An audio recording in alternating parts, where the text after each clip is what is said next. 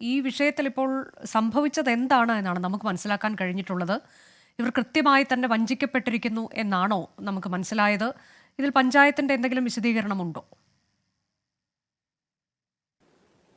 അനുജ, മൊഗ്രാൽ പുത്തൂർ പഞ്ചായത്തിലാണ് ഈ കേസിന് ആസ്പദമായ സംഭവം ഉണ്ടാകുന്നത്.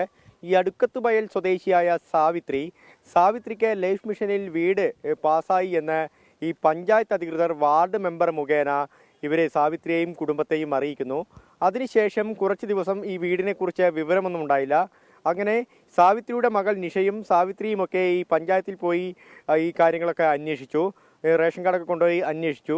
അതിനുശേഷം ലിസ്റ്റിൽ പേരുണ്ട് എന്ന് പറയുന്നു.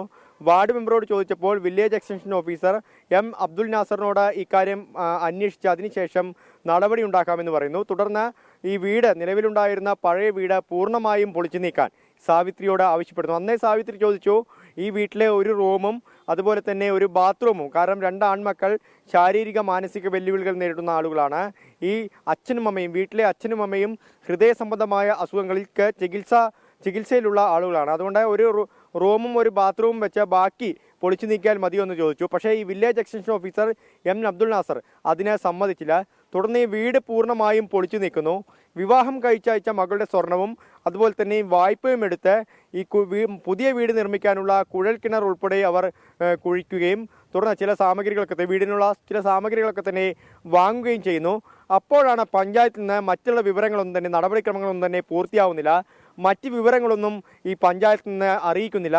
അങ്ങനെയാണ് വീണ്ടും പഞ്ചായത്തിലെത്തി അന്വേഷിച്ചപ്പോഴാണ് മൊഗ്രാൽ പുത്തൂർ പഞ്ചായത്തിലെ village extension officer M Abdul Nasar പറയുന്നത്, നിങ്ങളല്ല ഞങ്ങൾ ഉദ്ദേശിച്ച സാവിത്രി, ഞങ്ങൾക്ക് ആളുമാറിപ്പോയി, ഇനി പുതിയ ലിസ്റ്റിൽ പുതിയ പേര് വരുമ്പോൾ ഞങ്ങൾ നിങ്ങൾക്ക് വീട് അനുവദിക്കാമെന്ന്. എന്തായാലും ഇപ്പോൾ ഇവരുടെ അവസ്ഥ ദുരിതപൂർണമാണ്.